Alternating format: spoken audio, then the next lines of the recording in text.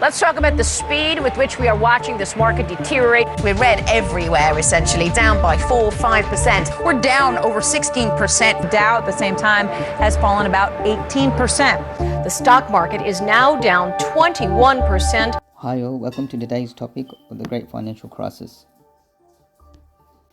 The financial crisis of 2008 caused one of the most severe economic downturns in history, one where the heightened property bubble burst. So, who was behind it? What caused it, and where does it leave us today?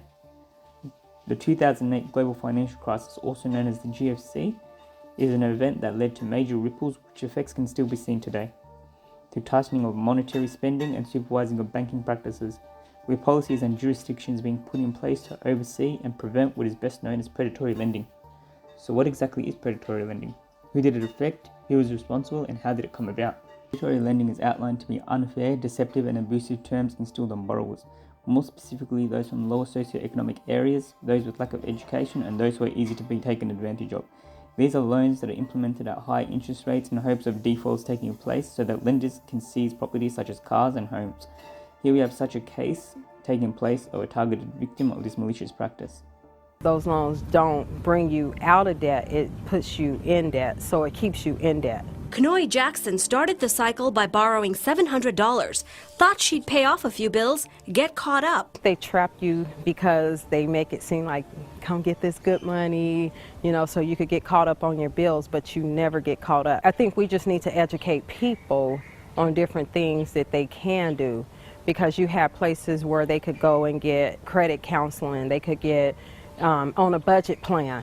And educate we must. A common label often associated with predatory lending are what's called subprime mortgages, which is the main antagonizing force behind the financial crisis. Subprime mortgages are high-rate loans of 5% at a time where the annual average was 1%, often available to those with higher risks assessed with little or no documentation. There was little faith in paying them back, however it still succeeded whereby 69% of borrowers were taking part. Generally, these mortgages have been taking place in what is known as boiler rooms, tight office spaces cramped with computers and a handful of people acting out as financial intermediaries for banks issuing these loans. However, this wasn't just limited to your average small business taking part, but also had major banks taking advantage of this practice such as Goldman Sachs, Lehman Brothers and the like. The financial intermediaries had falsified information by producing documentation that reported up to 5 times more than the actual earnings. As house prices soared, so did the increase of loans, creating an ever-profitable environment. What many lenders ended up relying on were package deals in which bundles were put in place, consisting of numerous mortgages of varying quality. These were called mortgage-backed securities, which would later be sold to government agencies and investment banks. They were associated with bonds, which is split into 2 types: residential, which is comprised of housing and real estate, as well as commercial, which are office spaces and multi-dwelling buildings, also known as high-rise properties. As banks and investors continued buying these mortgage-backed securities, they also began to inflate the economy by borrowing from other banks, only exacerbating the issue. The Federal Reserve, taking this into consideration, began taking actions to try and resolve the issue by pushing bailouts up to $900 billion, which when adjusted to inflation rises to $1.25 trillion in 2023. Once the blow took place, stock markets began to crash at rapid rates, in which the term Black Monday was associated with the event. Housing prices began to crash, and in turn, payments for these mortgages began to be missed, while the repossession of houses and mortgage-backed securities were sold well below the loan amount, causing further losses to be incurred.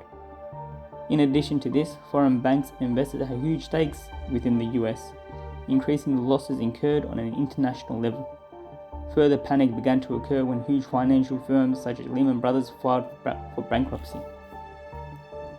This led to US Federal Reserve tightening interest rates, tax rebates were put in place, jobs began being lost and work hours reduced, whereby unemployment rates had reached 10%, only coming back down to pre-crisis levels 9 years later in 2016. The government purchased stakes in banks to prevent further bankruptcies. However, during all the chaos, commodities such as steel prices and crude oil surged upwards, due to the ties with China strengthened as well as industrialization taking place. Financial regulation had an emphasis by the Financial Crisis Inquiry Committee to prevent such an event taking place again.